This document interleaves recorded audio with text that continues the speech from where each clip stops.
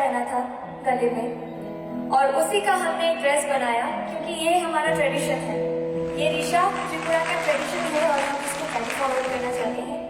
हम त्रिपुरा को रिप्रेजेंट करने यहाँ पे आए हैं।